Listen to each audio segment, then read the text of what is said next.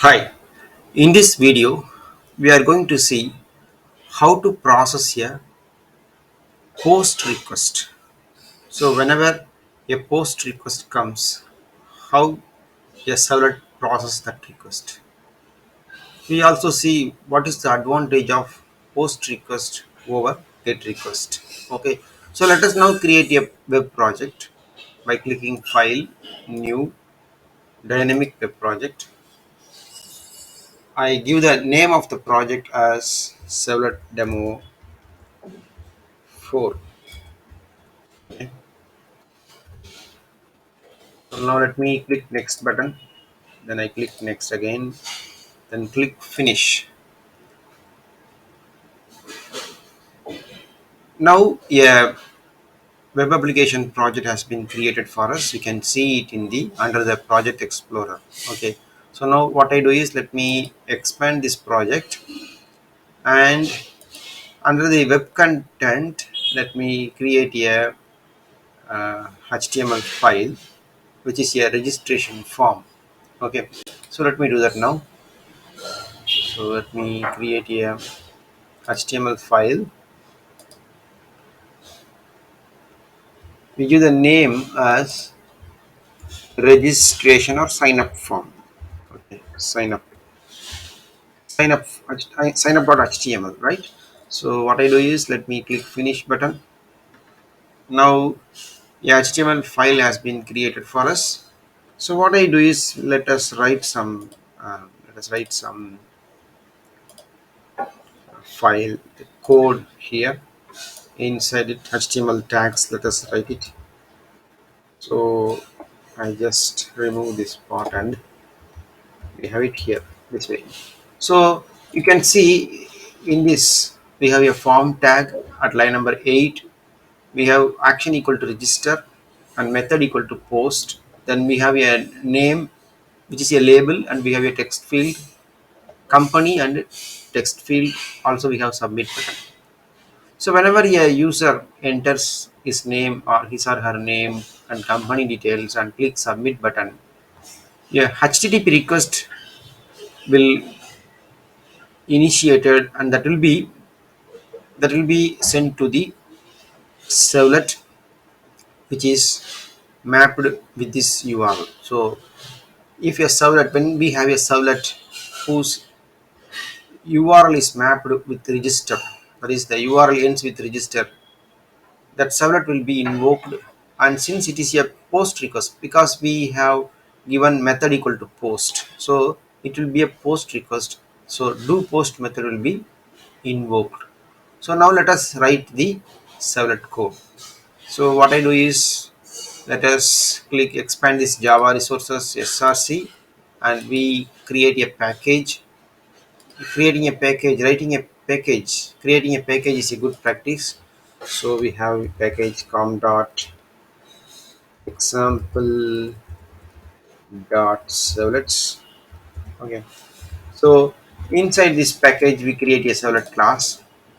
Right click this package and click new, click servlet, and we give some name to this servlet. We can give the name as sign up servlet, sign up servlet, and let us click next button and click again next.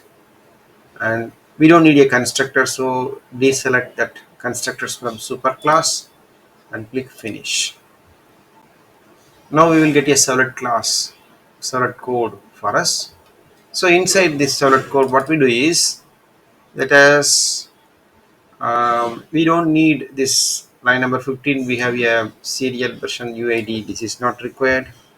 Then inside the do post method, we have to write the code that to process the request. And also we need to do one more thing is which is we need to have the URL mapping, request mapping. So if you notice in this servlet we have a tag at line number 13. We have a tag annotation. We have an annotation web servlet. So inside the web servlet annotation we have this. We have like this. Let us have slash register. So whenever the URL, whenever a request which has the URL ends with register, that URL, that request will be mapped to this servlet. So this servlet will be invoked and the request will be routed to this servlet, and that you want the do post method, you have to write the code inside the do post method, because this request is now a post request, so the do post method will be invoked. So we have to write code inside the do post method, whatever you want to do to process the request. So let us write the code inside it. So what we do is we simply get the name, whatever we enter in the text field before name and company, we get these values from the request object by calling the get parameter method, and we pass the text field name, that is txt name and txt company. So we get the, once we get the name and company, we simply print it inside the console. That is what we are going to do now. So what is the advantage of post request over get request? So whenever we use post request, the request data, that is the request input, whatever we enter in the form HTML form, that input will be sent as part of the request body. So it is safe. But if we use get request, in this case, the input will be sent as part of the query string. That is, it will be appended at the in the request URL. So it will be visible to the other people. So that is the disadvantage of um, using the get request. So whenever we feel that the input is we need to send secure input, in this case we have to use the post request. Okay, so now what we do is, let us run this this application on a server. So we have a Tomcat server, so it is available with us. So what we do is, let us simply run this by right clicking this project and click run on server, and click next button. And we don't need my servlet app now, so remove that. Now click finish button. So it will the server will be running and it will be up. Once the server is up, we can send the request to the servlet deployed in the Tomcat server. Okay, so now let us wait for the server to up server to be up. Okay,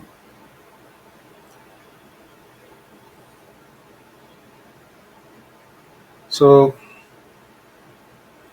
now we have many requests, many types of requests, like get request, post request, put request. So most of the time, do get, that is the get request and post request are being used in the web application. Now the server is up.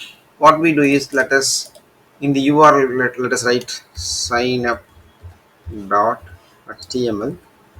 It will display the HTML form, that is the sign up form or registration form. Let us enter the name as Kumar and the company as XYZ.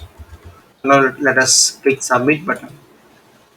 So now you can see in the console, name as Kumar, company as XYZ is printed.